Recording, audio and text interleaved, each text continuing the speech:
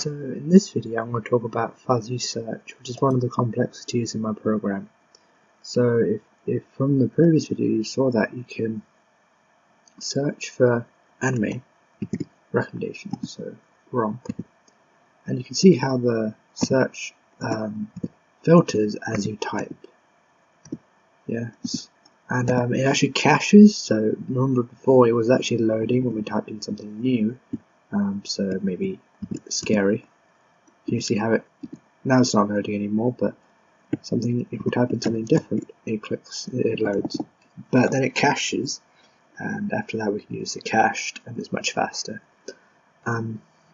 So this is one of the, I think it is the biggest, most complicated thing in this program, actually single most complicated part of the program. So this is the API. Let's actually see what it looks like in the API. So this is an Apollo server API, which gives us a playground for us to work with. Doesn't seem to be working at the moment, so I'll come back to that. So let's have a look at the code for this. So I can go to my GitHub, go to source, and so this is one of the queries. Actually, no, it's not. It's one of the resolvers.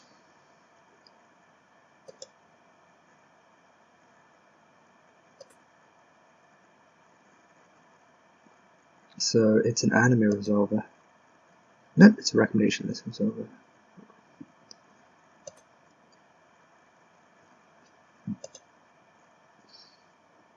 Okay, so there we go. If we go down, so we want to get a list of recommendation lists. So this is the one we want, and you can see that the code here is pretty simple, and that's because I'm using this class to query it, and this is a class I made myself, so we can click on it and we can go to the actual page where I wrote the class. So this is on data sources. So Apollo GraphQL comes with something called a data source. Comes with drivers called data sources, which you can use to create your own data source classes like this. See, so they have a data source, and you can create your own data source like this. Okay, and so this is the class that I'm using to get all the recommendation lists. Actually, let me just go back to, that would get all the recommendation lists. The one we want, so let's go to resolvers again.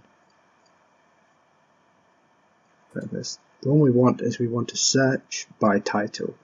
So if we go down, that rec list search, and so this is how you search through rec list. So we use the get rec list that we just looked at before, and then we apply something called the edit distance algorithm. So we use the edit distance algorithm to calculate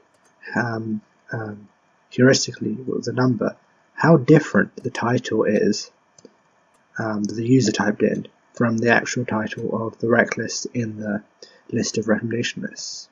So from everything we search. So we use the JavaScript built-in filter, which works the same as like any kind of loop.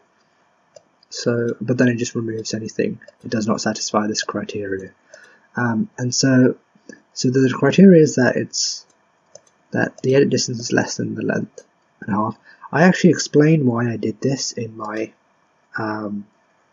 write-up. So in the explanation on how this part of the algorithm works. Anyway, so let's see what the edit distance algorithm looks like. And this is something I implemented myself after I watched a video on DNA sequencing. So let's have a look.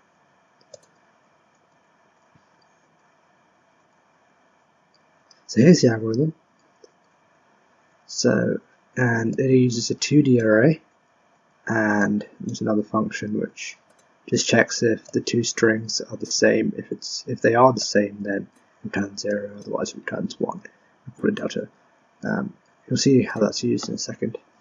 So to start off with, we create a 2D array. I mean, you can read through this; it should be fairly self-explanatory. This is the first part of the algorithm. So we put the first column as all zeros. Oh yes, this fills the first column with zeros, and this puts the first. This fills the first row with all zeros. So there's matrix, and then you put the first row with all zeros, and the first column you put the numbers from 0 all the way up to 1 less than the number of items. So basically, we're just using a for loop, getting the number, and assigning it to the column. This is the first part of the algorithm. So what we're doing is we're counting the number of simple edits. So that means so it's called elementary string operations that you need to apply to a string to get it from the pattern, which is this one, to the text that we're trying to match it into. And so this one, I think, tells you whether you want to delete a string, a character. This one tells you whether you want to add a character to make them more similar. I could have messed the order of them up, but the idea is the same. One of these does adds a character, and the other one checks if you remove a character to make them more similar. This one over here checks if you need to modify a character, so change one character to something else to make it match. And so the actual bit that assigns a value.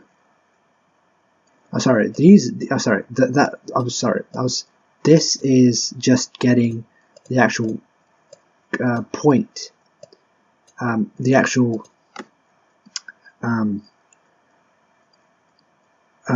position in the matrix which you want to fill in, and this actually fills in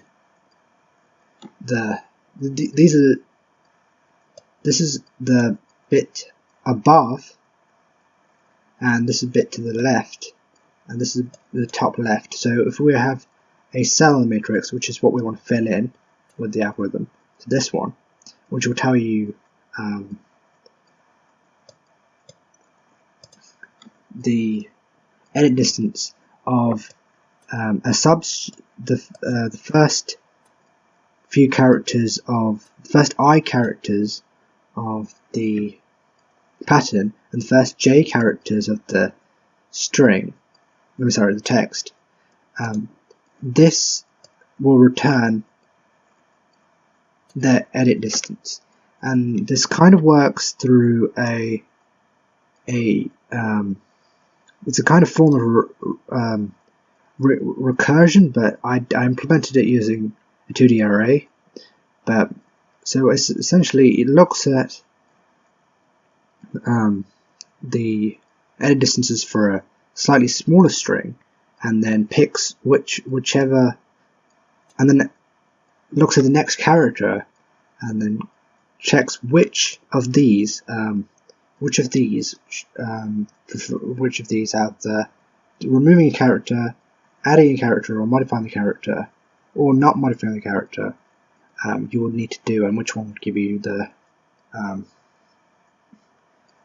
least edit distance. So essentially we're looking for the least edit distance, and after we do that, at the end we have like a bit at the bottom of the matrix which tells you the total edit distances for the string when we match it to the text, and what we want is to return the minimum of those. So each one will tell you how much a string matches in each position, and we want the minimum of those. That's essentially the entire algorithm. So I don't know if I explained that very well, probably didn't, but So that's it. So we have the algorithm. Let's quickly go back. Now we have the edit distance.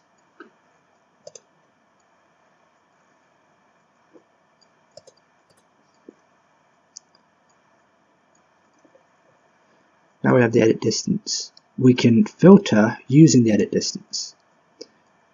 So this would be the pattern and this would be the text, and that's essentially all there is. This bit of code is what does all the filtering. So if we could somehow open up the API, we could, oh, there it is, it's open. So if we click plus, and we can go in.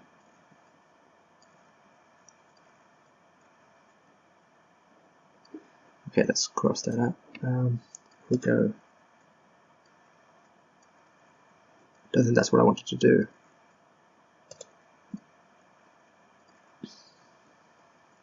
Okay, what we want. Well, usually it would tell you the different things you could do, but because this is a production environment, it decided that it's going to be a little bit of a. Okay, so we want search.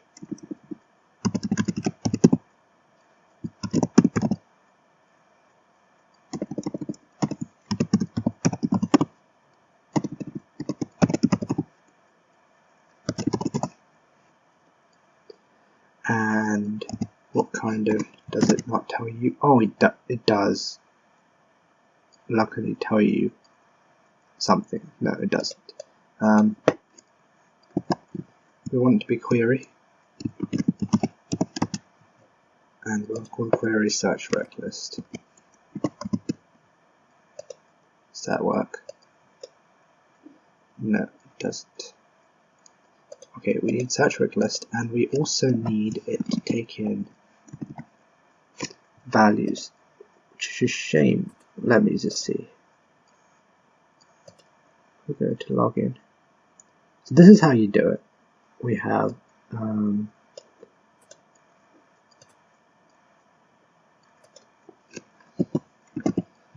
tell you what, this normally works, but this time it just decided not to. Well, it's still working. I mean, it's not like it's not working, but it's just being annoying. That's what it is. So search rec list, and we want the search string, and that's going to be a string, and it's going to be there, and also we want to search anime rec list. Okay, now it decided to do it, so we can just cross this out. There we go, search anime rec list, and we want the IDs of the rec list. No, I don't think we do. In fact, I just take the title, just for the proof of concept. In fact, I'll do IDs too. Okay, and we want the title. In fact, let's say the title is like an empty string. Let's see what happens. So the API returns every single one, and you can see from the one from the last video right here. And let's see if the filter actually works. Let's see. So if we do ROM, there we go. Rom-coms and romantic. Okay, so now I want to show you that where this is coming from. So this is coming from my MongoDB database. So if we go over, so this is my MongoDB database. So you can see that we've recently been reading some, although not. Oh yes. Okay. So now we go to browse collections. So collections are MongoDB's database. No, I think yes. These are databases, and in the database we have tables. So this is from another project. What we want is, I think it's my first database.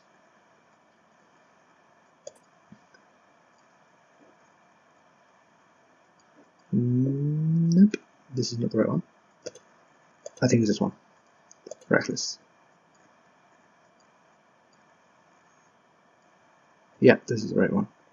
So you can see QClass right here. It's the one we made in the last video. So this is the database I'm fetching from, and I think one last thing I should show you is how I'm fetching the data, because I'm currently I've already told you that I'm using data sources, but how do the data sources know where exactly my source of data is?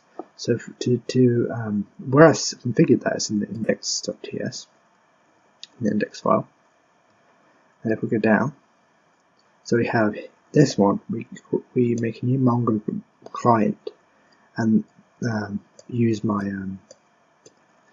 Mongo URI, which has my password in it, so I use an environment variable so you don't see it in production. And so here it is. This is the bit I'm using. So I used the reckless class that I showed you earlier, which I inherited from the Mongo